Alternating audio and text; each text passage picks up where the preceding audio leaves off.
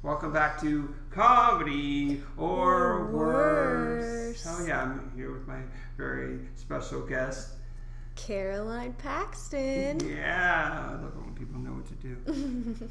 I don't know where. I guess we might just take all that beginning and just roll with it. Mm-hmm. You know, I'm just trying to do a good, fun podcast. Thanks so much for joining me. Of course. I've been looking forward to it since we first talked about it. Hell yeah. I'm looking forward to... What do you usually ask questions, or you usually just let the conversation flow? I'm trying to do a mix of both, you know? Make sure I ask the comics the set of questions and also just try to be better at not making... Because some of them are just why are you asking about that, you know? But I'll just get better at it over time. Yeah, hell yeah. So, do you use a stage name? Do I use a stage name? I mean, you don't have to reveal your real name if you do. I wish I used a stage name when I first started comedy. My very first comedy set, I went up under a stage name, and it was really embarrassing. But there's a part of me that kind of misses her and wants to bring her back and revive her. Alana was her name. Alana Pitstains. I think I remember that. Yeah, because I used to get... That's funny.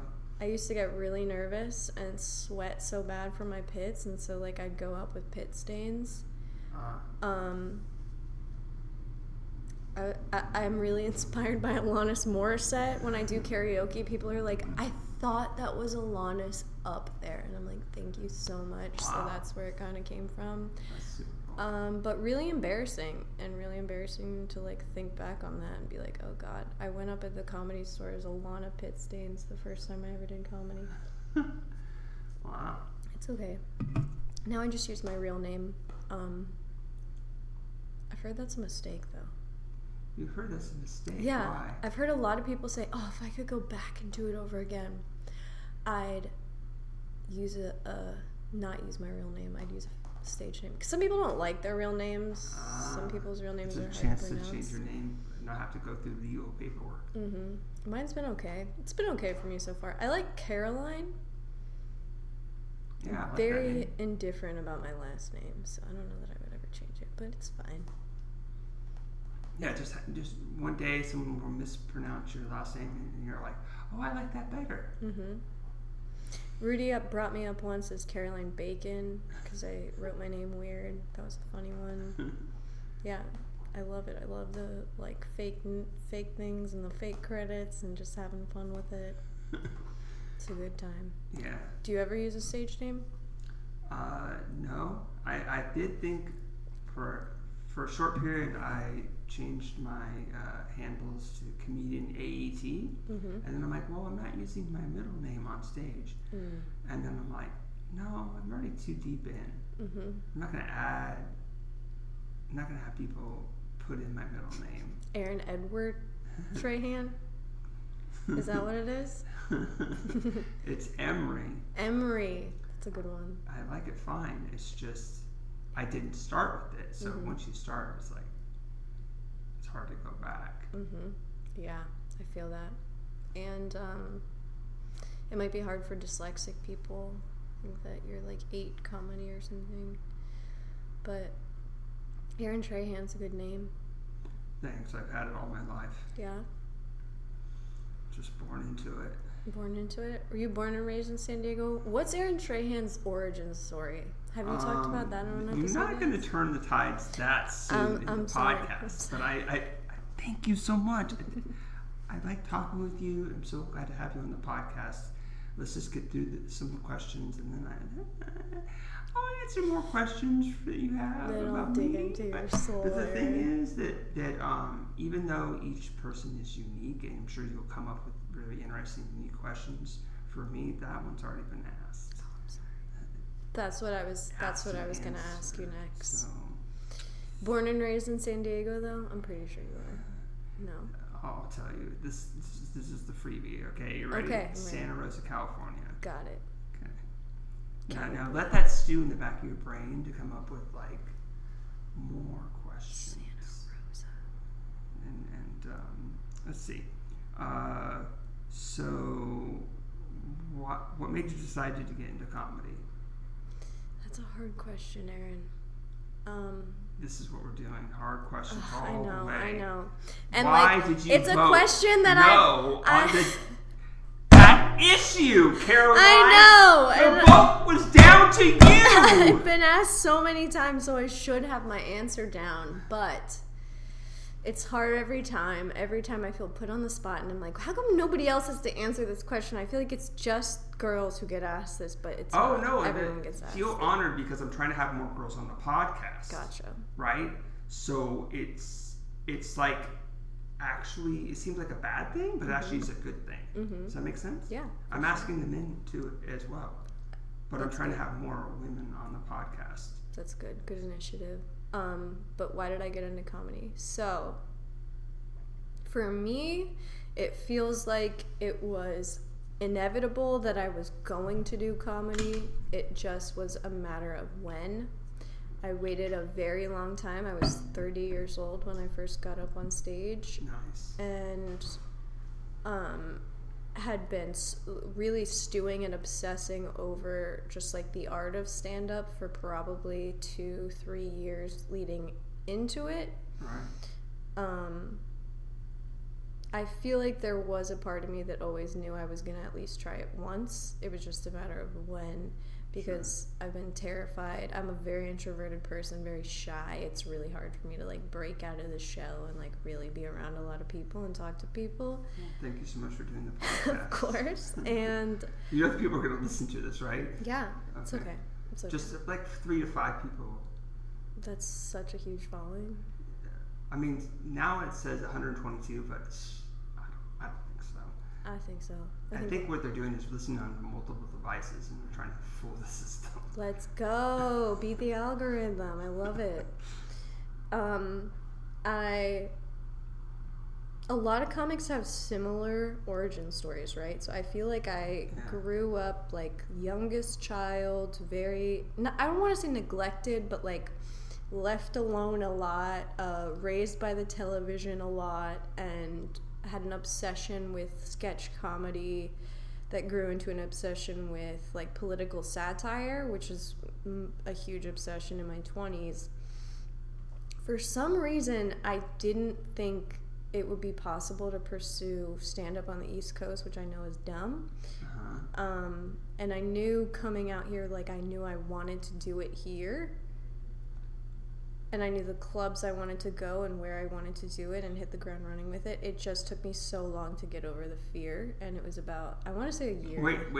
You're over the fear? Barely. Oh, okay. Definitely not. Hey, God, you're scaring me. After last night, and people are like, oh, you look like you're getting more comfortable on stage. And I'm like, I'm not. I'm getting less comfortable. You're getting less comfortable. I'm going to have to drag you on stage. But I love comedy. It's an art form. I've loved it all my life. Yeah. It's a big, like, raised on Saturday Night Live, like Sherry O'Terry era, and like Kristen Wiig, and my mom was obsessed with Gilda Radner, so she got us obsessed with Gilda Radner in childhood too. And so like I also have a sister who I say constantly is funnier than me. It's big in our family, like jabs. Italian family loves to jab at each other and make jokes, so I come from a lot of really funny people. But yeah, there was always something that was like, I'm not going to be able to die until I get on stage. So do you wish you started comedy earlier? Yeah, absolutely. Definitely, but also I know that like it's part of my journey that I started when I did. Sure. And I needed to get over so many fears before I did it. There was also a lot of like losing inhibition. Go ahead and stop me if I'm being too wordy, but like the whole reason why like I wanted to work at Madhouse and like it's hitting me really hard right now. You did great. Thank you so much. It was so much fun. I love your comedy. Thank you. I don't always say, oh, I would have done it a different way, but I also have a different style, and obviously, women differences. Mm-hmm. I love your comedy too, Aaron. Don't ever forget it. Oh, we got it recorded, so thank you. Nice. Yeah. Cool. Losing of the inhibition. So in 2020, I was sent to a mental hospital where I was for 27 days, and that was a really rough kind of turning point for me. So who sent you there? My parents. Yeah, and so that's not cool. It was not cool. I did not have a good time. It was not a positive experience for me. And I don't know if this is funny. It was very earth-shattering at the time, but it's kind of funny now to look back on it. The day I got out, I was in there for 27 days. The day I got out, found out that my dog, who I'd had for 17 years, was dead, and they didn't tell me because they thought it would put me into too much of a spiral while I was in the mental hospital. Yeah, she had been dead for 2 weeks. I didn't know. I didn't get to about halfway in? Yeah. Oh, that's awful. It was earth-shattering in a way that I'm still recovering from. Sure. How old was the dog? The dog, she was at the end of her life, but for her to go while I was in there and had no access to the outside world, no phone. We had to use these awful bay telephones. It felt like being in. It did feel like being in jail. It was basically a similar experience to that. Wow. And why I was sent there, is still kind of a subject of debate among me and my family. It's kind of why I felt the need to get so much space from them when I did. Well, yeah. Yeah, it's a big part of my story. And then I come to San Diego and I find out that there's a club called the Madhouse. And I know that I've been in a madhouse, literally. I'm like, I have to fucking work here. I don't know when or what's going to happen to get me here, but there's going to be a chapter in this story where I'm at the Madhouse and I get to say to other people, welcome to the Madhouse.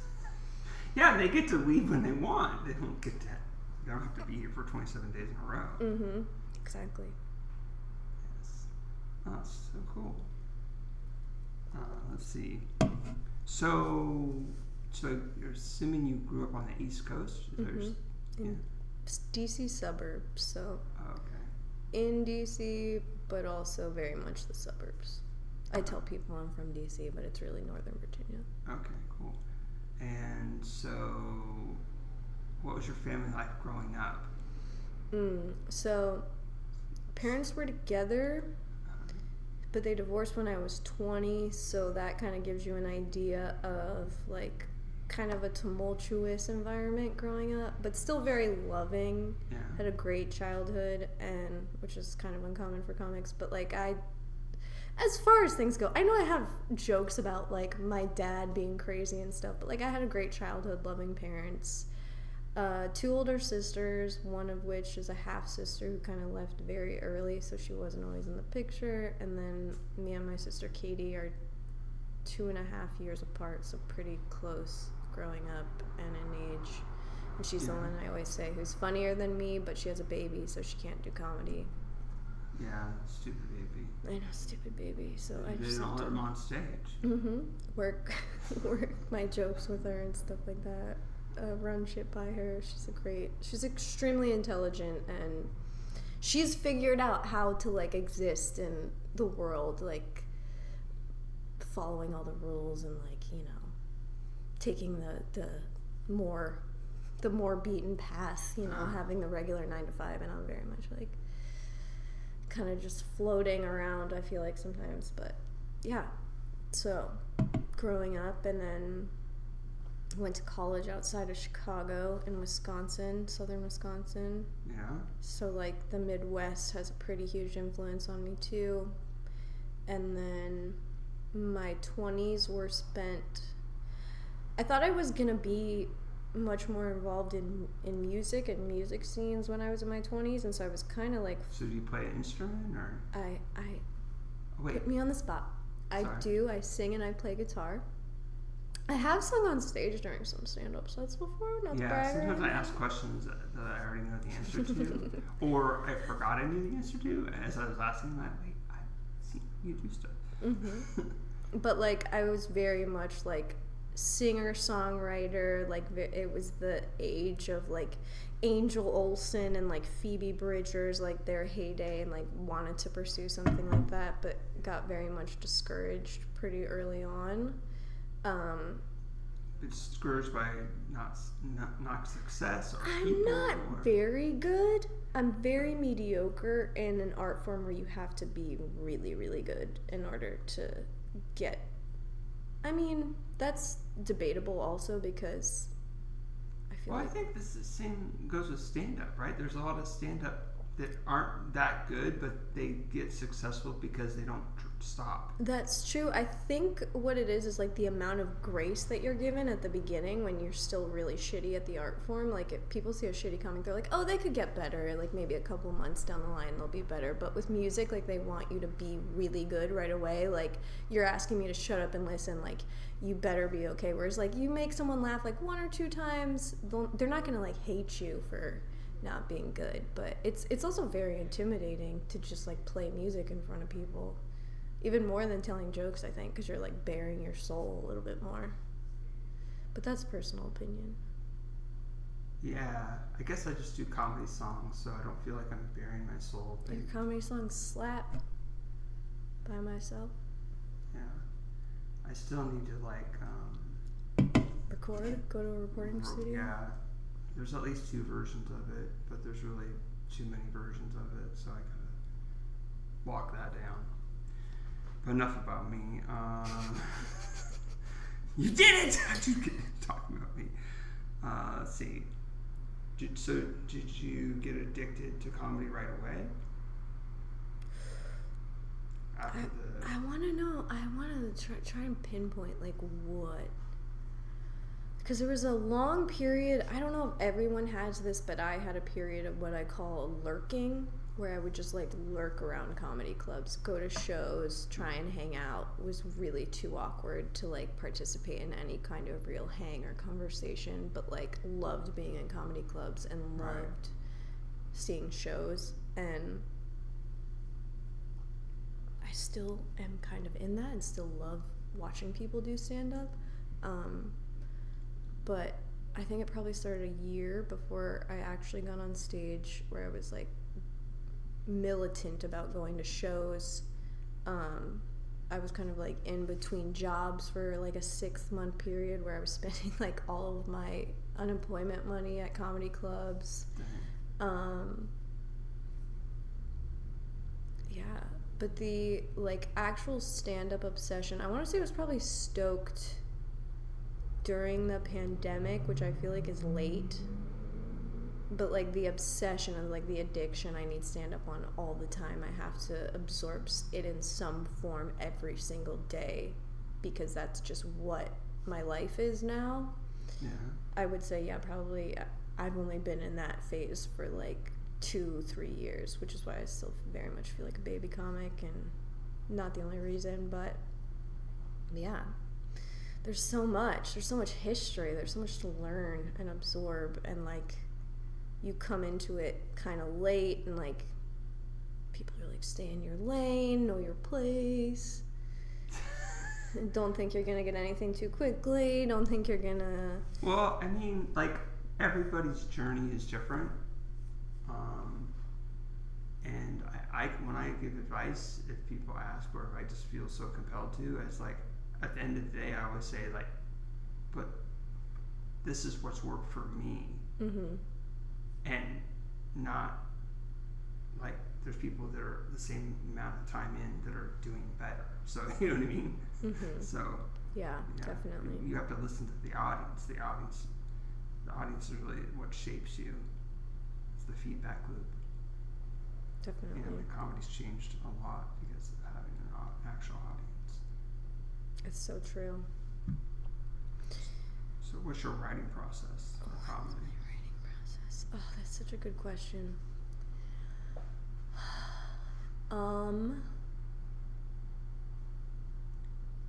It's changed a little bit. I used to allow a lot more feedback and input from other people, and now I'm very much in a place where I feel like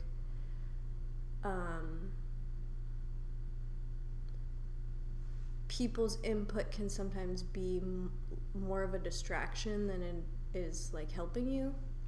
Sure. So much flooding in at all times. Like I have enough going on in my own head. I have enough of my own scrutinizing that I'm doing and like hyper analyzing. So who's giving you feedback? Other comics. I'm pretty notorious for doing jokes on the street, like out in front of a mic or something. I'll be like, hey, how's this sound? And people are like, don't do your bits out here, Caroline. Jesus, wait until we're inside. But I like to write very close to real life. That's definitely an aspect of it. Anytime, I kind of love it when people are like, did that really happen? Or like, is that a true story? And I'm like, not only is it a true story, but I got like 65 other even crazier ones like in or around the same topic. Yeah. A lot of it is, if it's not completely true and based on real life, it's like a kind of fusion of real life, either events or relationships that I've been in or whatever. And it's I need to be better, and my plan is to kind of force myself into a situation where I have like no devices around me, but I do like the pen to paper thing. I find it more productive. And then notes. I'm always in notes, whether it's the laptop or the phone. I'm always in the notes. Have you lost jokes because they were only written on paper? I've lost jokes because they were only written on a phone. I've lost That's why I use the cloud. I don't even want to think about it. Don't write anything down on paper until it's already been in the cloud. That's just me. That's good advice, good tip. I'm still so new into comedy that it doesn't feel like I have like a consistent process.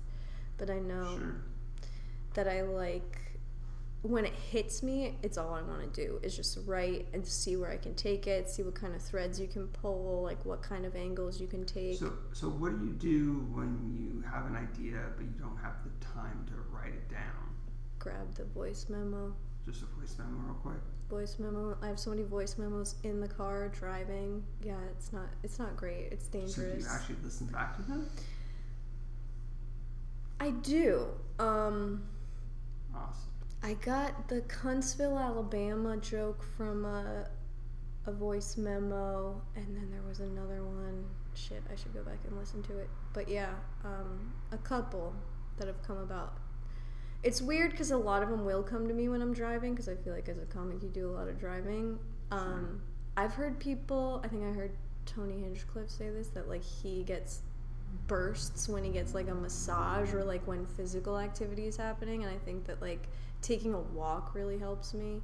Just like moving your body helps you get like unstuck ideas kind of out. I know. Wait, we're doing the podcast. We can't think of jokes right now. Got it.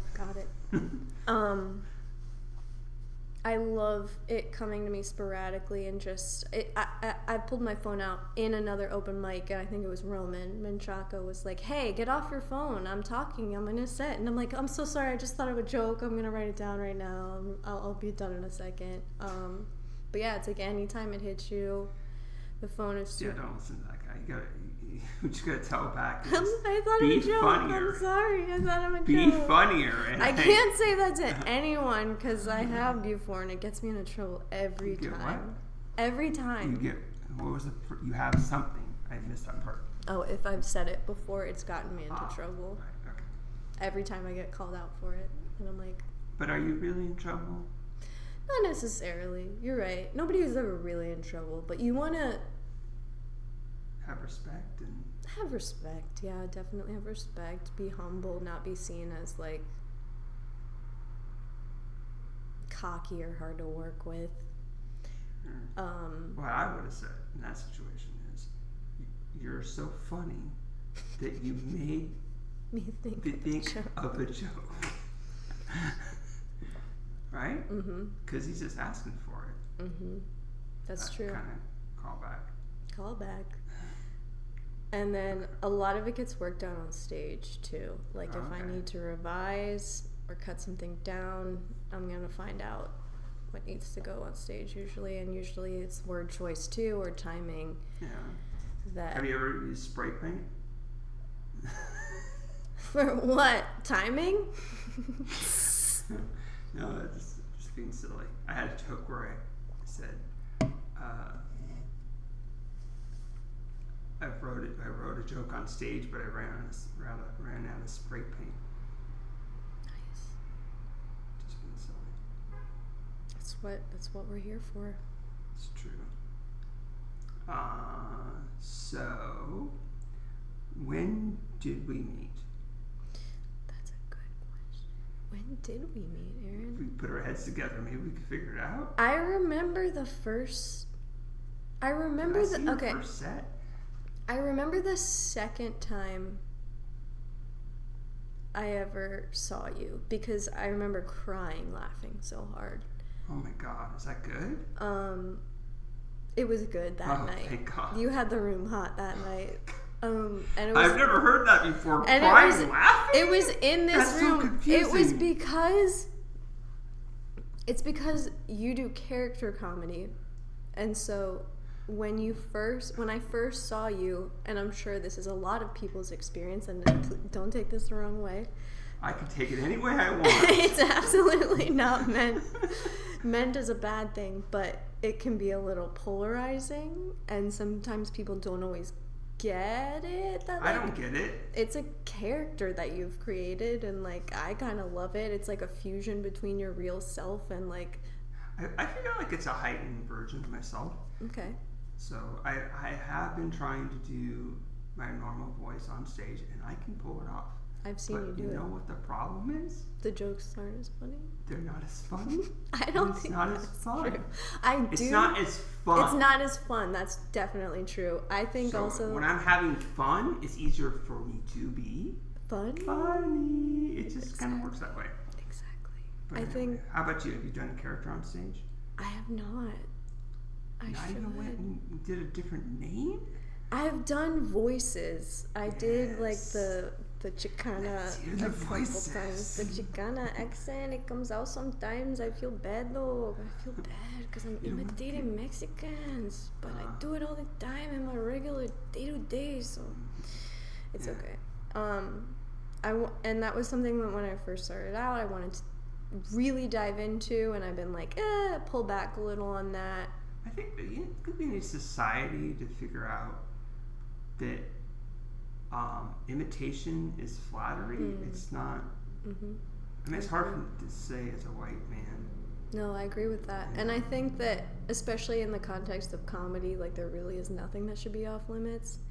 Right. Well, I mean, I wouldn't put on blackface and say the N-word, but yeah.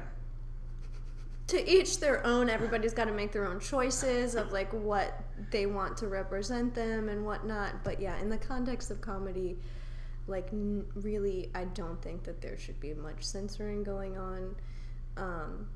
But got distracted by the blackface comment. Sorry, I went too extreme. There's a time and a place for voices. It's not always on the stage with stand-up. Sometimes it's better served in improv or like a sketch or whatever you're doing. But it is something that I think I have I don't want to say talent for, but knack for. I love to do it. I love to imitate different accents. What's another one? The German one. So when Germans, they come to the comedy club, they always ask me, like, what are these two lines down at the bottom of the receipt? Are they for me to write fuck and you? Because Germans don't really tip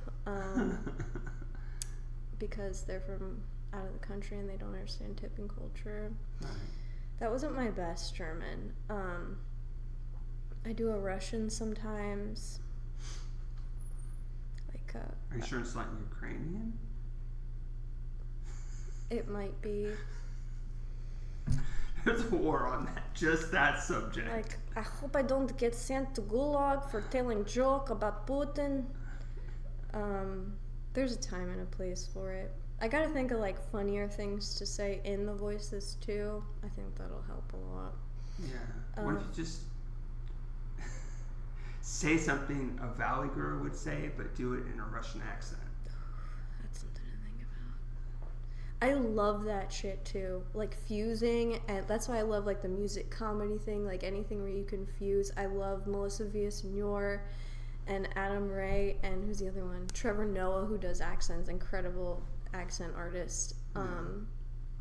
People who can like play with the character and play with the voice and incorporate it into their set like really effortlessly, so it doesn't just feel like you're just standing up there making fun of the way Mexicans talk. But how did we meet? All I can remember, and we're still on that question? We're still on that question. Okay, cool. So I know that I was here on the 4th of July. That was the second time I ever did comedy. Nice. And then I was here. So you're in the Brick Room. Yeah. And we're then, live in the Brick Room at the Madhouse Comedy Club. And you might have been there that night. Do you know? You went up as Caroline Paxton, right? On the 4th of July, I think Rudy brought me up as Caroline Bacon, but then was like, haha, just kidding, Caroline Paxton. I think I remember that. Yeah, so it might have been that night, 4th of July, if you were here. I remember that. I remember that was, I don't know why he said bacon. That's, because, I wrote it funny and it looked like bacon. Right. Back when we were allowed to just write our name on the sheet. You could just show up and pick up the pencil and write your name down. I hope those days come back. But yeah, I'm pretty sure that was definitely when I first saw you, but us talking, it might have been at Mic Drop, but I just know like the second or third time I saw you do your set, which was when you had the track going and the audio in here was working and everything was good and you had the whole crowd doing hands. And I remember crying. I laughed so hard. Wow, thank you. Yeah, of course. It's my favorite one of your bits, in case you didn't ask, but that's my favorite one. Sweet. What's your favorite joke overall? Of yours or ever? No, not mine. Stop talking about me. Okay. You're embarrassing me. My favorite joke of mine? Of anybody's. Of anybody's. Ooh, that's a good one. I have to say, just because it's the first one that popped into my head, and I keep, like, every time I see her, I'm like, I want to tell you to fucking make merch that says you're pregnant in Kentucky, but I think it's Shar Ramteen's joke about the obstacle course, you're pregnant in Kentucky. It's the chef's kid, you work at a Waffle House. That's such a fucking great joke, and I'm so jealous of her every time I see her do it. I'm like, God, I wish I wrote a joke like that. But also inspired. I think she's wonderful. Love seeing her grow, and her writing process is incredible, and I love good jokes. Yes. Well-written jokes. Absolutely. That makes sense. Have you ever traveled for comedy? It's a goal I have going into my second year. But no. Only for shows. Only to like go to the Comedy Store in LA so far. Cool. So what's your best booking story? Like you got booked on something. Is it the Comedy Store LA? And I've never been on a Comedy Store LA. I've only been as a spectator. Oh. I see. Did you do that spot ever? I have only got up at the open mic a little while ago, and I did okay, but didn't do good enough to get booked, so I had to wait. But now the time has passed, and I get to submit again. Yeah. It's all about timing. But I've only been as a spectator. I have not been on Potluck yet, but that's another huge goal of mine. Would love to get on that. Update that question. Make it have you ever traveled to do comedy? Have you ever traveled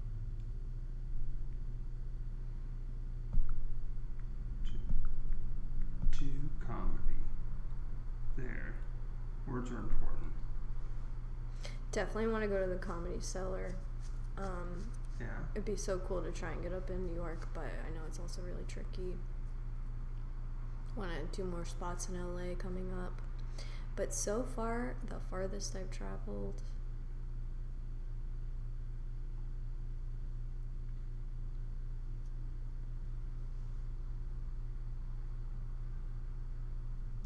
El Cajon? Barrio Logan, maybe? Okay. This is good. So do you have any hobbies or passions that are not related to comedy? Hobbies or passions? They're so nerdy. What are your hobbies and passions? No, I'm just kidding. I like to sing and play guitar. Those are two big ones. Yeah. I really love classical music. It's a huge nerdy one, because I'm really into like classical ballet, so that kind of feeds into it. I love like yoga. Okay. Super passionate about yoga, even though I haven't done it in a while. What else? I'm very spiritual. I read tarot. If you ever want a reading, just let me know. Everybody always makes fun of crystals, but I definitely collect crystals. Come for me, Ben Kellner. Just kidding. I'm just kidding. What else? That's fine. Those are good ones. Thanks. What are your goals in comedy? My goals in comedy. I want to do I have so many. We'll just list the top ones on the top of your head. Like within the next year, I want to travel. I want to try and do comedy in DC, New York, and LA if I can. Wow. But like West Covina would be fine right now at this point. I want to get booked at Mic Drop. I want to produce. I want to get more into producing. Sure. I want to do a feature for someone I like really, really respect, but I want to get it like the right way, if that makes sense. So that's kind of going to be a long time coming. I really, really would love to go up at the potluck at the Hollywood Comedy Store. Are you submitting the email every week? I should. I do it sporadically. I have a reminder. That's What good. I do is I set it to automatically send the email, really smart. and I BCC myself to remind myself That you did. that I did it. Got it. So I'm not on, because it's on Friday you sent it. So on Monday, if I remember to like check my email, because Monday's my day off. I could check my email at 5 o'clock and go, oh my god, I missed my spot. Yeah. Or I'm going to miss my spot.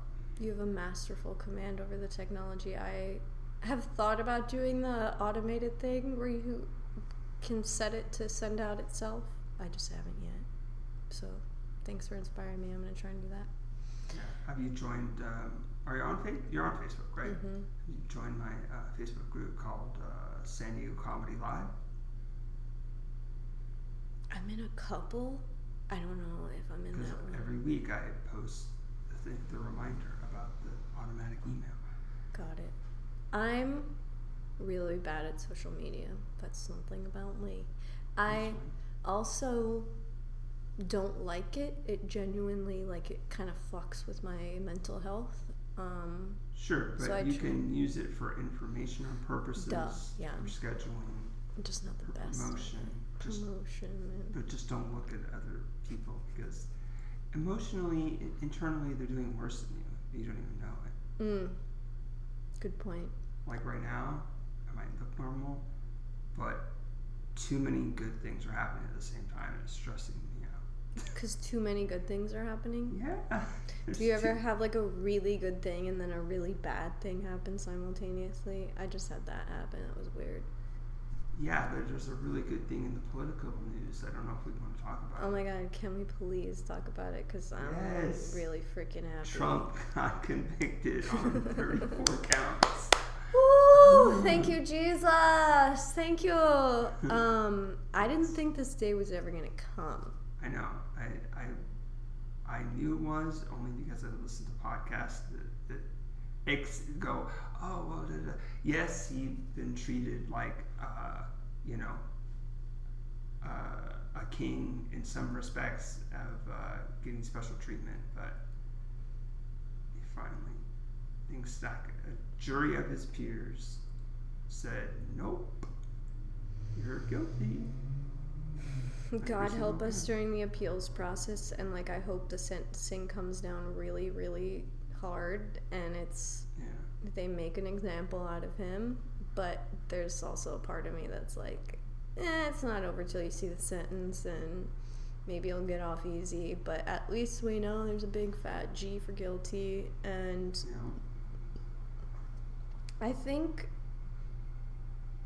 that it's gonna be the start of something better. Like, I don't know what, but I think that we are coming out of a period of like a really scary time where in America, like, free speech is genuinely being repressed because of like not necessarily that one person, but because of but I think the that, camp. But I think that there's a lot of you look at literature about dystopian futures, and like parts of each different ones are all happening at the same time, and it's like in Handmaid's Tale, they don't go too much into it, but they're like, we didn't, they just let stuff pass, and they didn't protest enough and stop it, before they knew it.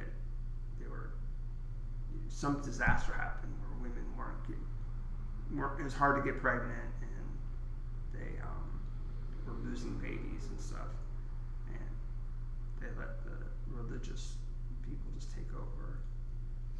Yeah, America feels like it's a dystopian novel sometimes, especially walking around downtown. But also, there's like with AI, we're on the. I mean, on the one hand, there's a lot of good things, and on the other hand, it's like, what? Like, we're just letting it with no safeguards. They just talk about safeguards, but I don't really believe it. Well, I think we all just want to get to a point in this country where, like, money can't give you absolute power, and, like, money can't buy your freedom. But then how come we're not... See, we really were... If the general public was really as wake as they should be, they would be processing like the Supreme Court, and the political power would be there to impeach people, and get the money out of politics.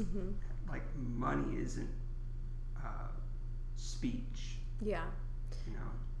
I definitely agree with you. It is and it isn't. And I think, so part of my story, just to make one more little tangent, I would even go as far to say, like, a little bit of a zealot. Like, definitely a nuisance, but I was very politically active in my college years and early 20s. I was very active on, like, protest circuits, made tons and tons of like picket signs and countless hours outside the Capitol and the White House because it's my freaking backyard, so why the hell are you not going down there? Every cause you can possibly think of, and you get to a point where you're like, I'm screaming into a void. Like, no one's listening. It doesn't matter how loud we get. Like, Roe v. Wade still got overturned in... Well, because there's so many... there's so many things being attacked at the same time. I don't know. And people are like, oh, I don't like politics. It was like, do you understand that politics controls your life? From your workplace all the way up to the top? Privileged stance to take that, like, politics, don't talk about it, people don't want to hear it. I grew up in an environment where, like, I feel like the way that people talk about, like, baseball and the Padres here is a little bit how people talk about politics in DC. It's like a ubiquitous part of the general conversation. Like, you can't really engage in public discourse without knowing at least some things about politics and being able to give one or two opinions on whatever. It's also very annoying, and it's very, like, elitist, and, like, DC's a hugely, like, I don't want to say overeducated, but it's like one of the most educated. So, like, all these people, like, wielding master's degrees and PhDs, but really not being able to do anything to actually change policy or the system. Well, my view is this. We've studied the human condition and how the brain works so much, right? Like from advertising, political science, and stuff, and all. There's psychological studies they can't reproduce, so it's not perfect. But if you just take the general pattern, it's over and over anecdotal and study evidence. The richer you get to a certain point of richness, and you stop caring about people. Mm-hmm. So what we need to do is start, in my opinion, is like build the political system and the safeguards around that, the facts, like for that, and change society. If we don't want to be a society, if we want to be a society that is still capitalistic but also cares about people, mm-hmm. then you can only make X amount more than minimum wage before you start getting taxed to where you might as well just stop. Socialist. No, I'm just kidding. But it's not socialist. Is it too late? That's not actual socialism. I know, and I'm a fan of socialism. Exactly. But is it too late to submit your paperwork for the 2024 election? I think there might be an opening on the Republican side, possibly, hopefully. Hopefully that will be enough to get him off the fucking ballot. But yeah, you should sneak in there, pretend to be Republican. You're an older white man. You fit the bill perfectly.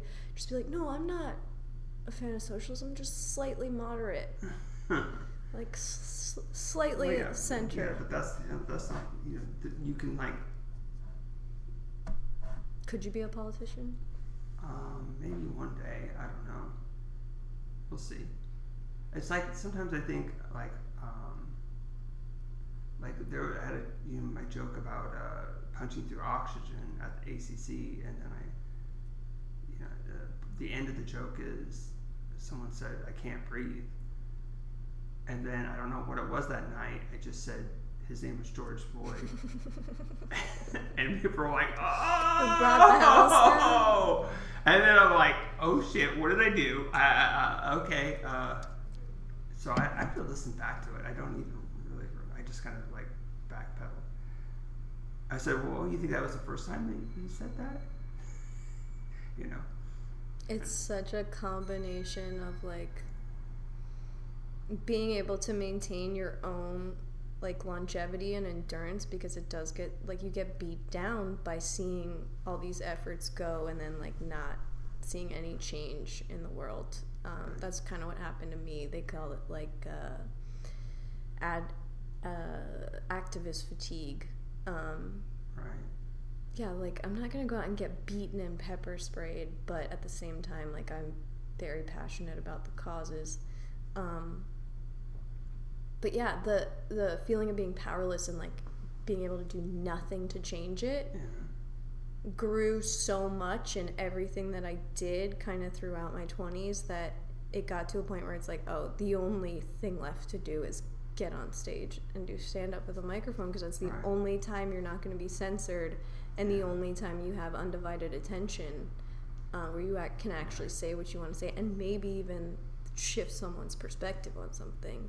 And I think, people don't expect it from you, and maybe that's why it's so much more poignant. I think too, it's like, and then I'm like, well, why did I do that? It's like, well, I think maybe deep down, or not deep down, but I don't want to just do silly stuff. I want to,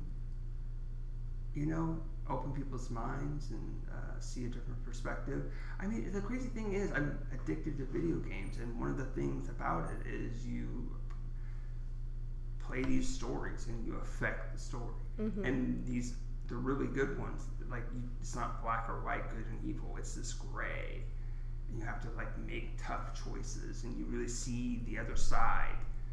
Two countries, and they're both want this territory, and then both say, well, we had it first, and then and that's a real world thing. It also can be abstracted into science fiction, fantasy, and then be in the form of a video game where you're playing this massive role playing game, and you meet characters on both sides, and all of a sudden you're like, oh my god, I understand each side's perspective. What do I do?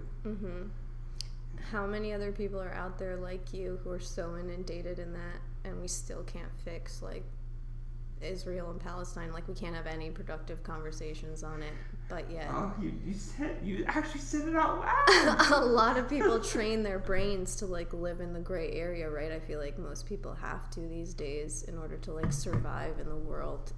But yeah, that's I think life. most people try to live in a black and white place, but the world really is gray. The world is so gray, Aaron. Yeah. And that doesn't make it sad. It's just the way it is. Mm-hmm. I mean, it is sad. Someone's, I don't know. May gray all day, bae. Is that it? Gray all day? I said may gray all day, bae. It's almost June. June glow. All right, let's talk about comedy again. What's your favorite place to do comedy right now? It used to be the Brick Room. This one. I used to say yes. Well, not used to. I still say it that it's my favorite stage because it's the stage I feel most comfortable bombing on. It does give me a sense of like anything's possible. It was the first place I tried prop comedy. But ACC, I love ACC because I love the work and effort that Nathan puts into it and that everybody who works there puts into it. They do such a good job at that mic. It's so much fun. Like, even if you don't get up, like, it's still such a fun time. I like that absolutely. mic a lot.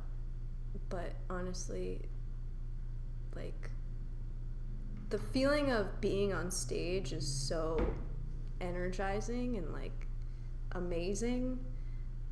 I don't know, I could get up on, like, a milk carton and... Are you coming to Quantum later? Quantum tonight? I should. I have to get ready because I'm flying out tomorrow and we got the kitten. I want to. I'm gonna try. Okay. Yeah, I'm traveling tomorrow and I have a kitten. Sure. I get it. But I want to. And I've heard Quantum is great and you're doing a great job. Well, thank you, but you have to understand that it starts with the owner's pretty good, and then there's me, but really there's the comics. The mic could be awful if just no one shows up. Yeah. So it's the whole San Diego comedy scene being good that makes it good. Does that make sense? That does make sense. Yes, I think you're very in tune with that. Yeah, you know, I mean, it's a free show, but, you know, I'm trying to, like, make it sustainable, so encourage people to tip, you know.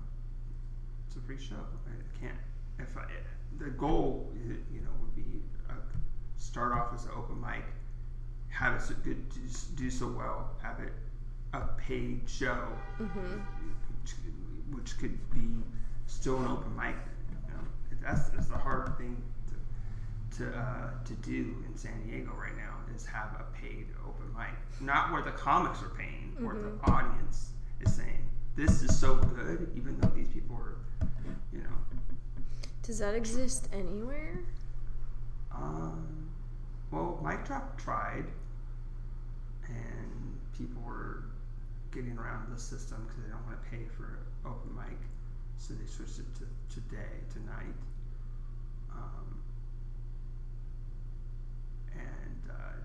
They did some, you know, things that's working for them. They gotta stay in business, you know. So Yeah, everybody I don't does. wanna reveal what they've done, and they could change next week. So that information could be outdated anyway. Yeah, So, definitely. Everything changes so quickly all the time. Yeah. So as of right now, there's just comics that are the audience at Mic Drop. But it's still a great stage. You're still getting seen by the people that book at, you know. That's a hard room too. I kind of like that too. I don't know. Like, love to hear what you think about how it goes at Quantum. Whether the audiences are like way more generous or like if it's a more difficult room. But I feel like at ACC, very generous all the time. Everyone's super excited to be there. Everywhere else, I feel like it's like some of the hardest rooms in comedy. Like, I don't know if you were... But if you're going to tour, like, what are you going to start off? A brewery tour? You better go to places that are harder. Absolutely. Or else you're going to fail and crash and burn.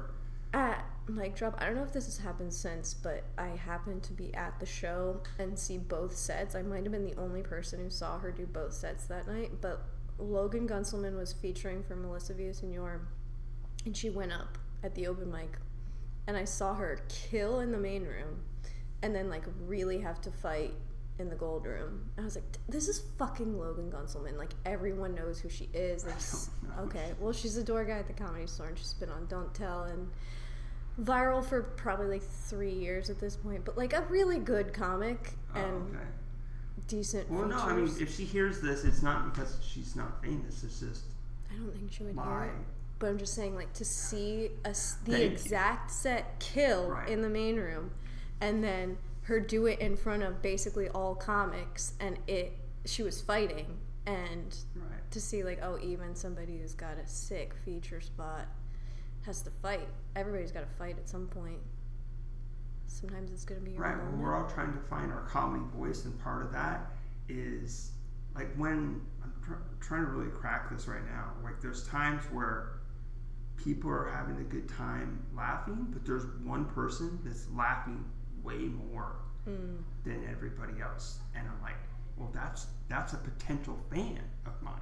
You know what I mean? And other people might become fans because I get better, or you know what I mean.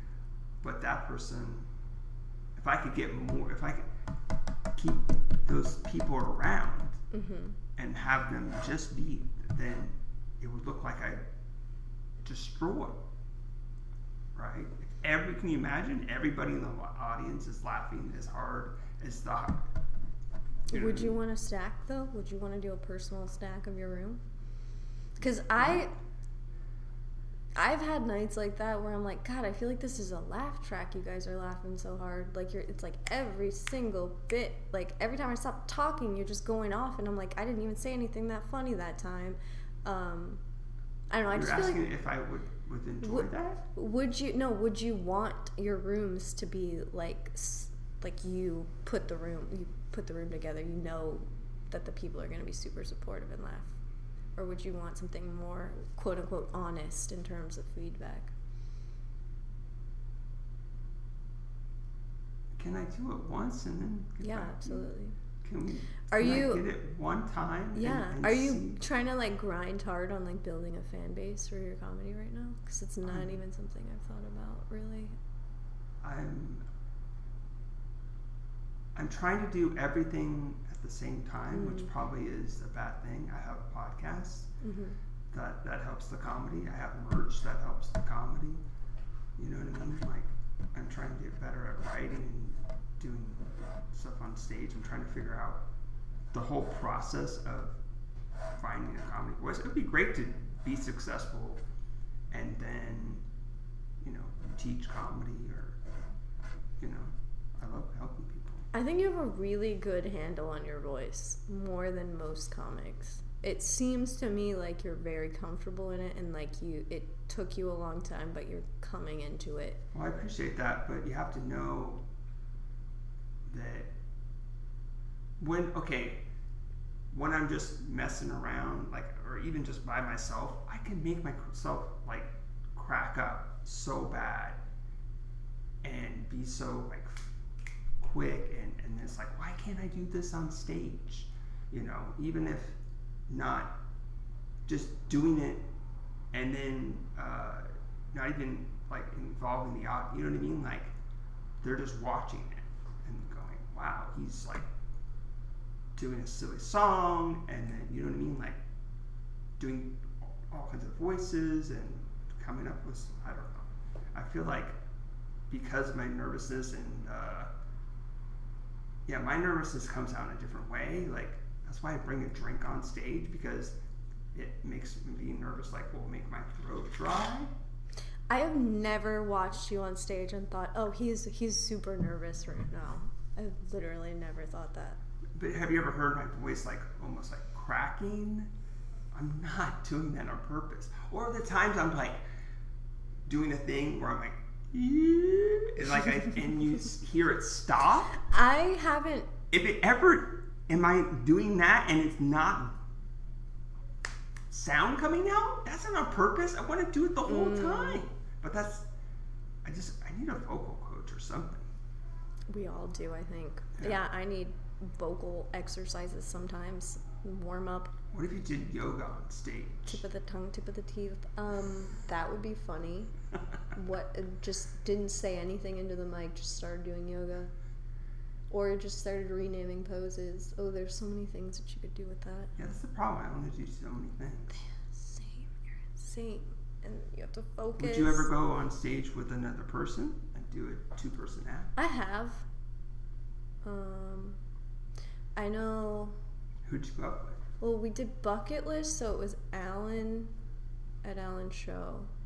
Sure. And then I think I did a little bit of time with Jesse Egan, too, on that show. Nice. But then also at an open mic, I did it with Gillian. I thought Gillian and I really had something going. It's funny to do it with another girl. That sounded so wrong. I'm sorry. It's so funny. But yeah, I think the dual comedy thing is really fun. I think it's really fun to have like multiple people on stage. Yeah, like, something, it could even just be a rough idea. Oh, you be this character, I'll be this character. Mm-hmm. Almost like improv. Yeah. I need to get more into that world. Anyway. What's your earliest memory? Earliest memory of comedy? Like yesterday, I guess, maybe? No, your earliest memory in general. Of anything. Jesus. Oh. I had a sky dancer when I was like 3 or 4. Do you know what those things are? Sounds familiar. It's like a mix between like a Polly Pocket and a Barbie, but it's also like a Roomerang because you pulled this little string and the thing like flew up and it had wings. Wow. And one of my earliest memories is trying to shoot that up into a ceiling fan with my sister in her bedroom. So it was going and the fan was going. Yeah. And you were trying to combine them. Yeah. Mm-hmm. Wow. It's a great toy, discontinued by Mattel, I think. I wish they would bring it back. Please bring back the Sky Dancer. I miss it. I would just buy it. You don't have to sell it to children. You can sell it to adults. Yeah. Did you ever have it hit the fan? I think so, yeah. Wow. Dangerous toys. That's why they got discontinued. Sure. So especially fun, with though. Fans. I know, so fun. That's not the kind of fan you're trying for now. Mm-mm. That's true. So what's your biggest audience you performed for? Like at ACC or? Definitely ACC, I think. That show that we did, the Bucket List show at Winston's, sold out. I think that was one of the bigger ones too. There's probably like Winston's. Wow, that was early on. That was early on, yeah. So like 6 months in. I never got to do Winston's. Alan was nice enough to book me. I think he only did it twice there and then moved it to Mic Drop, and now it's there. Because Winston's didn't, even though he was selling out shows, I don't know, they just started booking music again and kind of giving him like not as good of dates, which is unfortunate. Bring it back, Winston's. So that and ACC, but ACC everyone's so spread out and like they have such great production that it's always really special when it's full there. I think probably those two are the biggest. Yeah, not a ton. Cool. What about you? Not gonna fool me. What's We're the almost biggest through. stage? What's the biggest stage? Right here, right now. This is the biggest stage ever because there's 1,000 people listening all at the same time. Let's go. I can't believe it. Thank you for tuning in. Mm-hmm. Have you ever won like a comedy contest or anything like that? Only in my dreams. Or okay, would you ever like apply to one? To a comedy contest? Ooh. Or like try to get into a festival or? I love rejection. I think it makes you stronger. Okay. I think the first. So if I would, guess what? We're stopping the podcast and we're not going to air it. Stop it! No. You're like, this is too good. Keep going. No. Attention! I need it. I need the adoration. information. Okay. No, this is one of the best podcasts yet. I think comedy festivals and any opportunity to meet other comics or travel or I'd be all over it, and I should be more into it. It's hard when you feel like still a baby comic. Like, I just got a 7-week-old kitten, and I look at her every day, and I'm like, that's me in comedy. Anytime I see, like, a baby chihuahua, I'm like, that's me in comedy. Like, sure. Legs are still shaking because you're so freaking brand new to the world. So, like, being so new in it, it's definitely on the horizon, but maybe not soon. Maybe within, like, a couple years.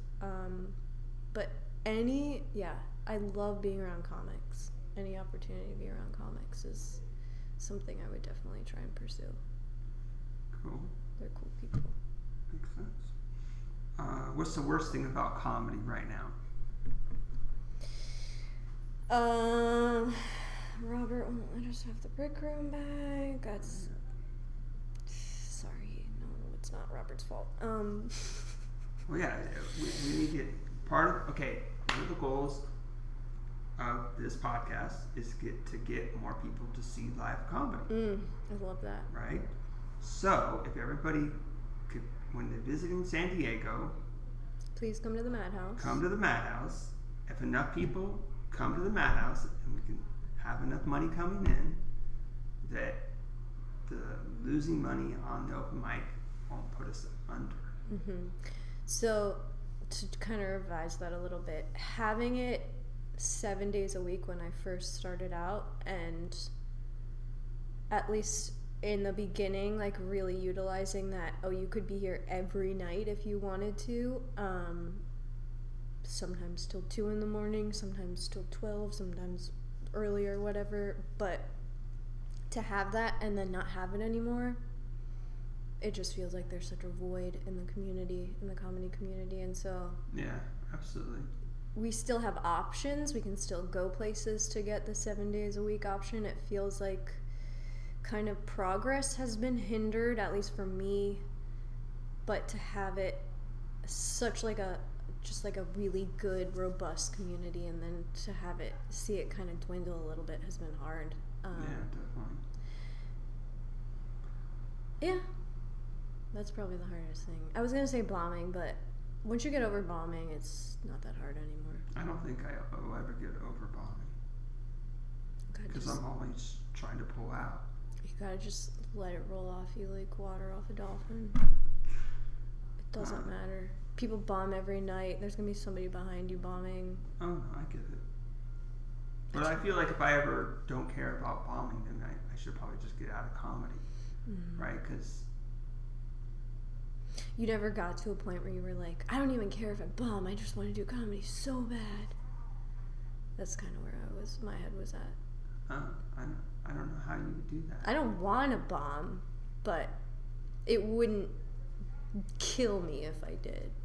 Well, I mean, I think my emotional dealing with it fluctuates. Sometimes I'm like, oh yeah, well, that was expected because of, I probably should have just not gone up, or you know what I mean? Like, there's other times where I do.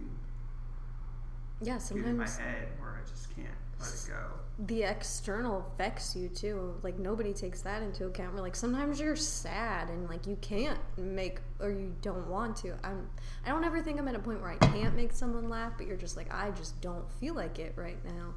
Right. And so yeah, pushing through that, and yeah, that's not a bomb, but yeah, I feel like I go up every time opportunity I can. And the reason is because what if you have this great opportunity and then you find out your cat died? And sure, they'll understand, but they're not going to give you this opportunity again. Mm-hmm. So you just got to push through and give it your all and do your best. And like, everybody's going to hit those moments at a certain point. So like, to know how to deal with it and how to react and that it's coming is good for everyone. Yeah, so that's the reason I go up every time. I've had in the past, I was literally cooking in the kitchen at the Madhouse, and then would have to like stop, and 30 seconds later, be on stage. Smelling like French fries. Well, I mean, luckily it's a big enough stage that they didn't smell me. But yeah, do you have any other crazy stories like that of like, that was 2 seconds here and then 2 seconds here? Like, I've done one hat trick in San Diego and I felt like it was the hardest thing I've ever done in my entire life. And then it only happened because of like magic. I've been on stage 4 times in a night. That's incredible. And that was kind of hard to do. That was on a Tuesday, obviously. That was the Comedy Store.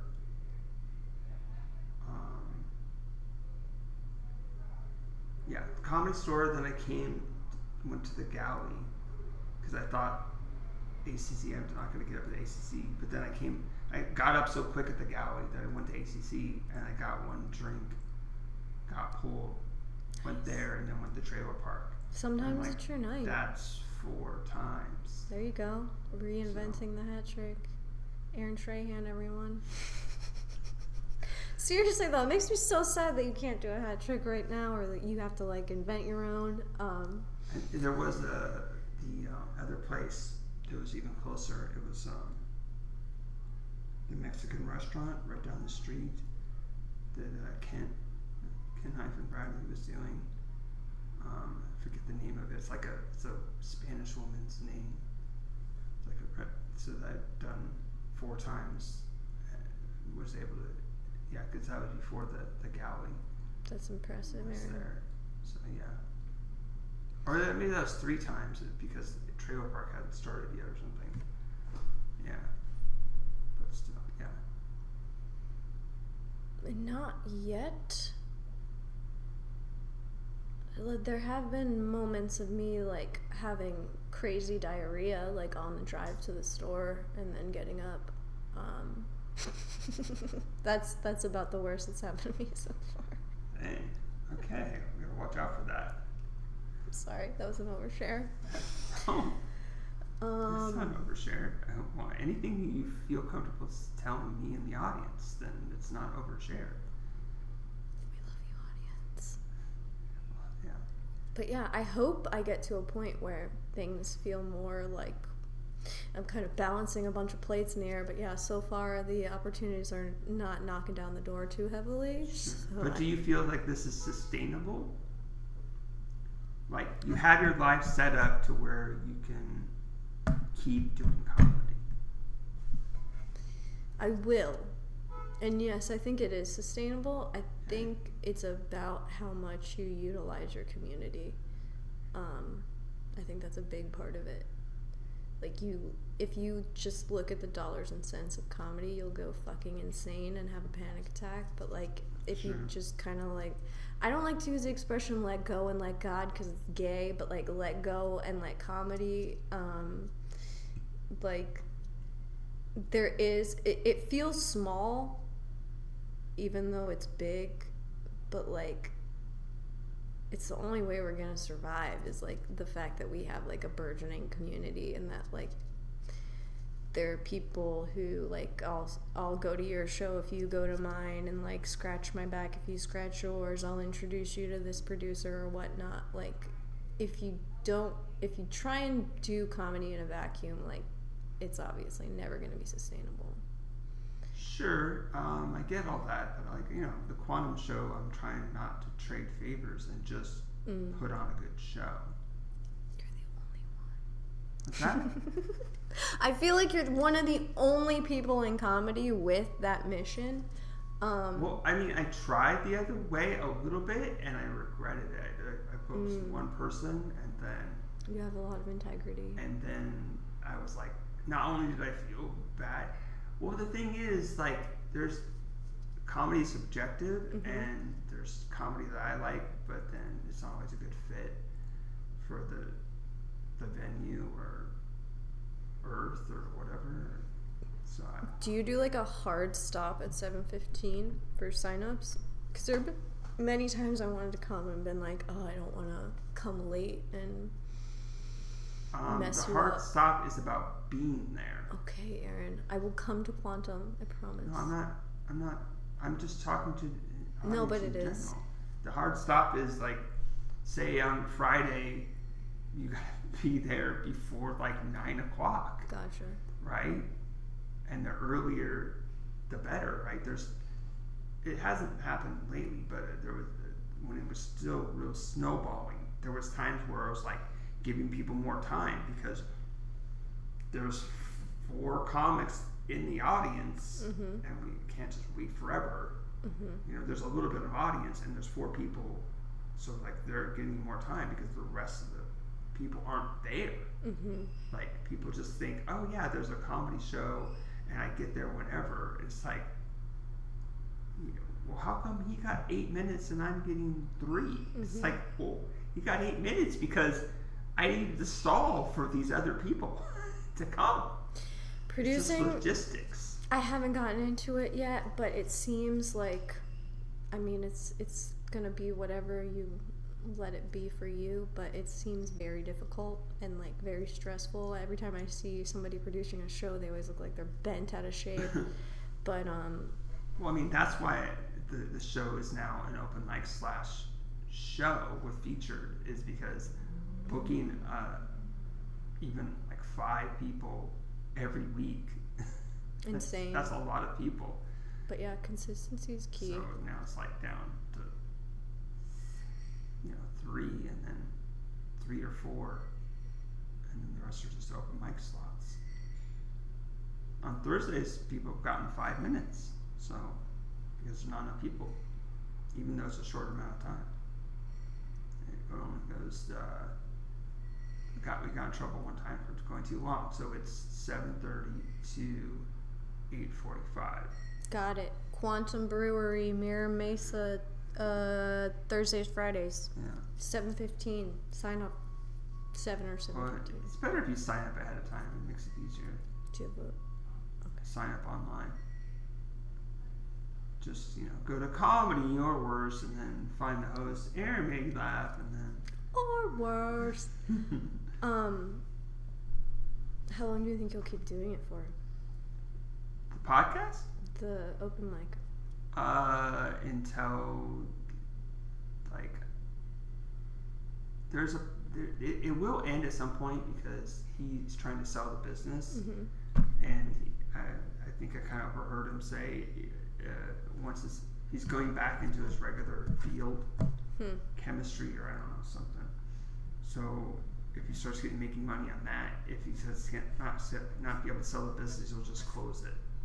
So hopefully he finds someone, and then even if he had sold it, the whole area right there is being, you know, it's going to turn into condos or something.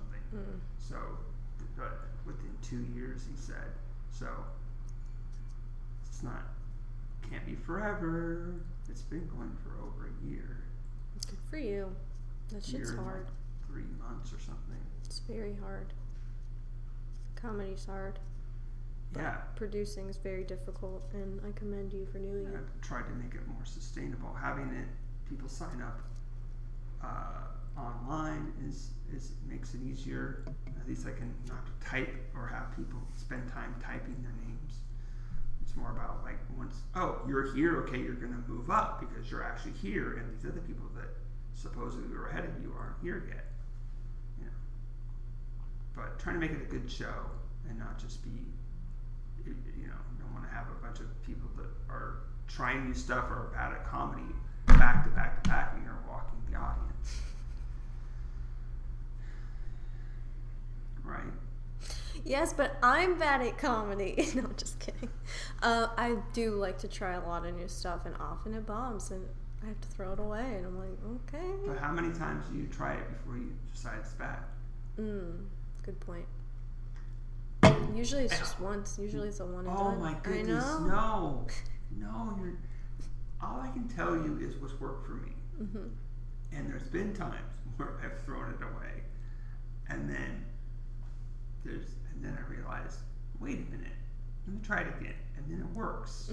So, in general, try it at least twice, and don't try it. You know, try it at ACC. At least twice. You know, until you kill it. It's good advice. Yeah, you can't try it at trailer park in front of comics and 2 drunk people. And you get 2 drunk people at your trailer park sets? Dang. I've only ever gotten comics. Sometimes it's full and sometimes it's 3 of them. That's an interesting room. Do you have a favorite room? Okay. Favorite room. I mean, the Brick Room for sure is one of them. There's so much freedom. But right now, I guess American Comedy Company, ACC, is definitely a good place to perform. It would be nice to be on a show there, but I don't know. I have to figure out how to get noticed by a big enough comic where it's like, oh yeah, I'll do your show, but Aaron Trahan has to feature for me. And they're like, oh, okay, we know Aaron Trahan. Yeah. I'm sure he'll do it. It's fucking crazy, I know. And I don't know, like, I wouldn't even know the first thing about getting a booking other than, like, getting in and getting close to people who work there. But I have an idea of how it all happens. Well, I mean, like, you don't have to. Well, humans are social animals, right? Mm-hmm. And being funny is currency, right? So get funny enough. That's going to help you, right? And you're a nice person. You're easy to talk to.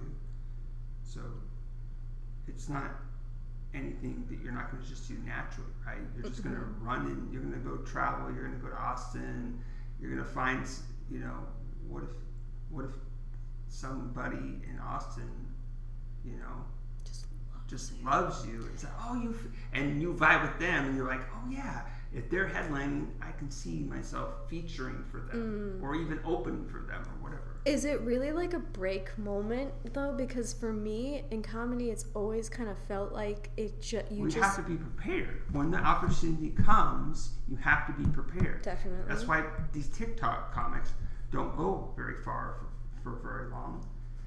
Is if they just got famous on TikTok, then they don't have.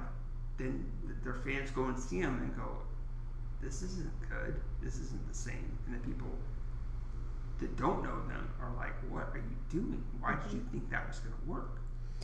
Yeah, I would agree with that.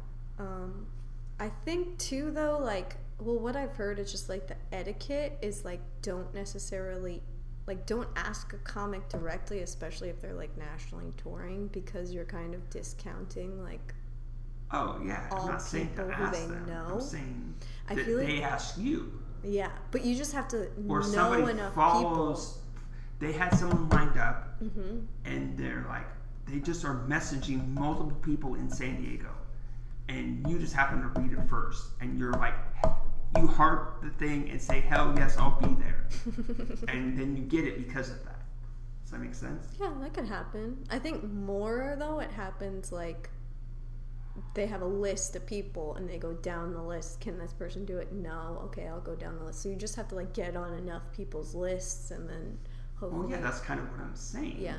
But yeah, I agree with you. The social currency of comedy, you have to be... There's a and likability as you get aspect. Funnier and more well-known, you're going to move up that list.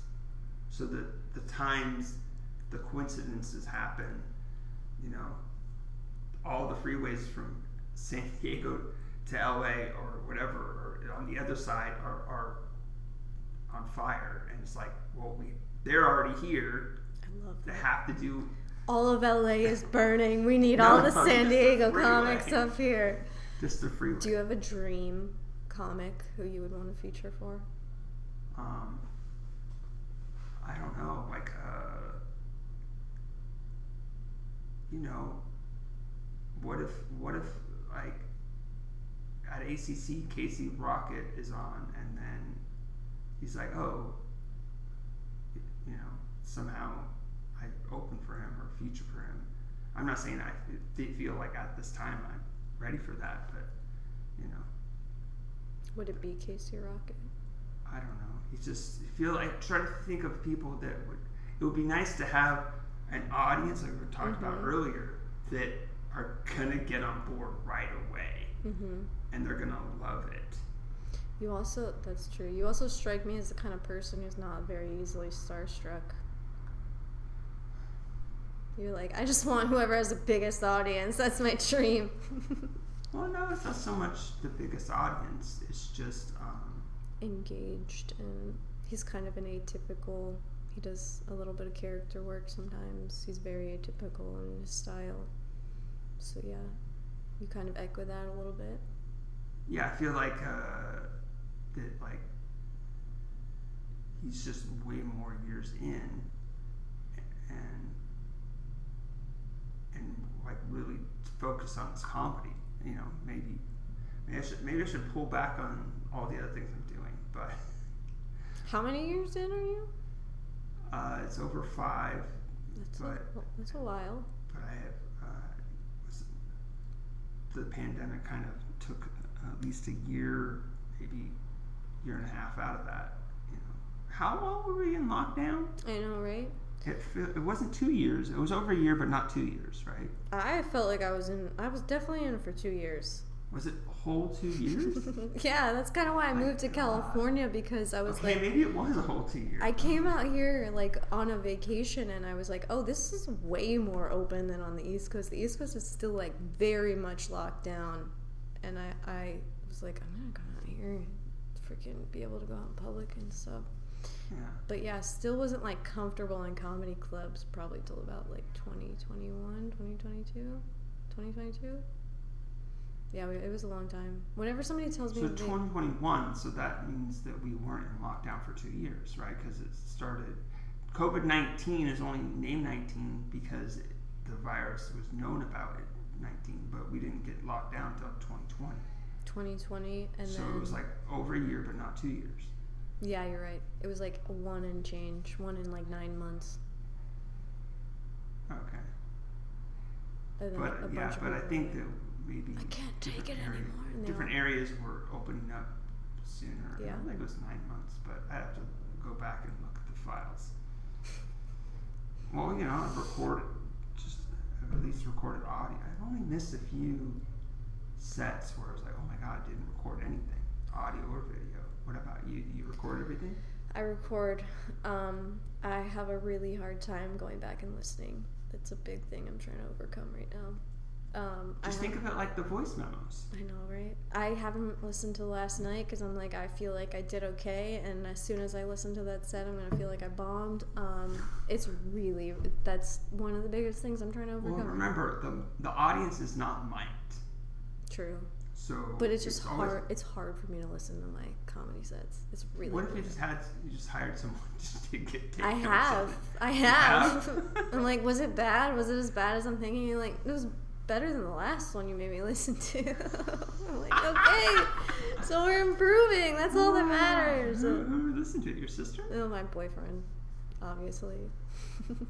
I should send some to my sister. No, because some of the jokes are about him. Sorry, I didn't mean to say obviously. And so, like, running it by him, is this funny? Is this okay to say? Are you okay with me saying it in front of you? And oh my god. Yeah. How do you get there? Because, like, I started to date someone, and then she was like, she started having a problem. Like, that joke was about me. It's like, why didn't you say your name? And she's like, it's been a long learning process. You knew that I was a comic. I've offended people before. So I think approaching it a little bit more tactfully, running it by them never hurts. But yeah, I love to talk about people, and I love to talk about my real life, so real people are going to end up in the jokes. When I first started, I had, this is really embarrassing, but like an entire set of circumcision material, and I remember running that by kind of the guy who had inspired it, and he was like, oh yeah, like, go for it, use whatever you want, I don't care. But he wasn't necessarily in the room. And then I remember the first time I kind of pissed somebody off in the room, and I felt really bad. I don't want to hurt anyone's feelings for like the sake of entertainment, but it was a kind of a good joke, and he like, it was something he said verbatim, so like, I don't know. But yeah, writing about real people is tricky and hard, and you have to be careful and tactful. But I would say it never hurts to run it by the person. So, like, run it by him in a full jogging suit, or full Adidas tracksuit, red if you can, if not purple. Just don't do black. Okay. You know, but just be like, hey, I have a joke. It's about you or inspired by you. And oh, how wonderful. Wait till you hear it. Yeah, be like, would you be comfortable with me? Definitely, I don't think that stage should be the first time that they're hearing it. That's an easy way to get somebody, like, shocked, I guess. Especially if somebody else laughs and they're like, oh, they're laughing at me, and it's like, no, they're not. But people are funny. Our lives are our material. It's gonna happen at some point. Turn tragedy into comedy. Don't be a little bitch about it. No, I'm just kidding. You're not. Don't be a little bitch about it. Why are you being so sensitive? I didn't even say your name. It's just jokes. Yeah, exactly. We're just joking. Just joshing. Just joking and joshing. Yeah. So what's the best way for the people to follow you on social media? Well, Caroline Paxton Comedy on Instagram. That's the biggest presence that I have right now. I started to start a podcast last summer. Oh, okay. And it's so much GD work, and maybe I was approaching it kind of not in the best way, but like the editing process is really what hung me up. It took me so long to edit just like one episode together that I kind of abandoned it, but I want to get back into it. So when you mean editing, you're like, oh, well, the person paused for 5 seconds and now I gotta take that out. My first episode was solo, so it was just me kind of cutting things I was talking about. I was like, yeah, it was pretty short and like going over like what I wanted the podcast to be about, and I kind of just got so, it's listening to your own voice and seeing yourself talk, and I didn't have any guests on at the time because I didn't know very many comics, but yeah, you have to edit the video, don't you? Well, you just do one full swoop? Like, this comes out every week, and do you want me to tell you the things I have going? Are you on YouTube? Yeah, it's on YouTube. Nice. And Spotify and a whole bunch of things. But there's the open mic /show. Then there's the Comedy Awards at Mic Drop. Then I got a roast on Wednesday. Fuck yeah. Who are you roasting? Mario Mann. Nobody knows him, don't worry. The Comedy Store people know him. He was doing comedy, then he left, now he's back. So gotcha. Kind of hard for us newer comics to, if he got past at the Comedy Store when you weren't doing comedy, how are you gonna know? There's the podcast, there's the merch,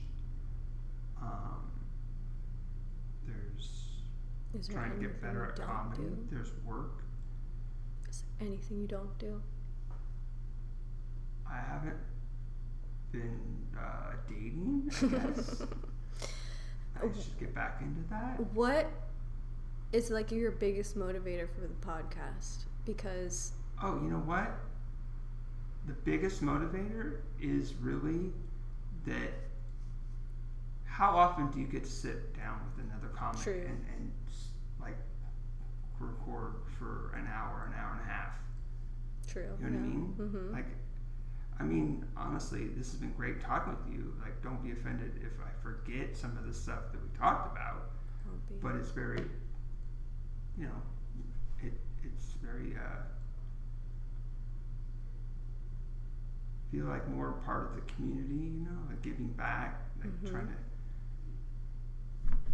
It's It's a lot of work. You do a lot of work that you don't necessarily... Trying to make San Diego comedy scene, not have people go, should I go to Austin or San Diego? And then they just pick San Diego because it's better weather. But then they were like, oh wait, I'm glad I did.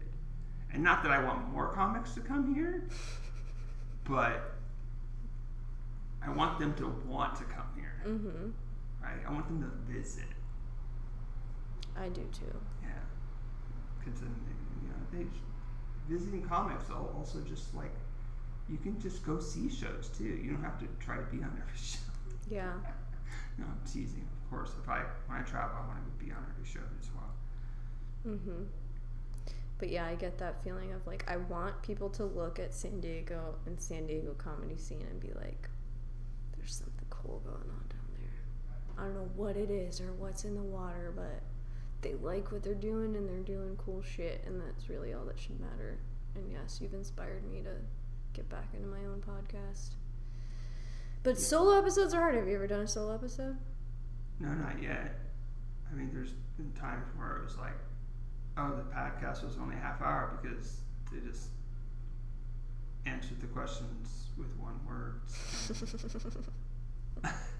And it was like, we got through all the questions, and it felt like it was time to wrap it up. Okay, but I will record with that person again. I mean, I want to. I don't know. There's so many. I want to get everybody that wants to do the podcast, or that I can convince to do the podcast. Absolutely. But the way time works is sometimes we run out of time, mm-hmm. And I think my meter is telling me, the parking meter is telling me that I should probably wrap it up. Do you feel like it was a good length? Yeah. Good length, good podcast, good prep, good tech, good locale. Shout out Robert for letting us invade your house always. Well, I mean, he doesn't specifically know every time I do it, but I'm allowed to do it. That's good. Didn't have to schedule with him, thank God. That's good. Do you have a key? Yeah, I have several keys. I won't tell anyone. I know the alarm code. Nice. Hell yeah. Backstage Madhouse. Madhouse. Doing the podcast. Can you help me stop it? Yeah. You stop the phone and I stop this on the count of 3? Yeah. So, and say goodbye, everybody. Bye. Bye.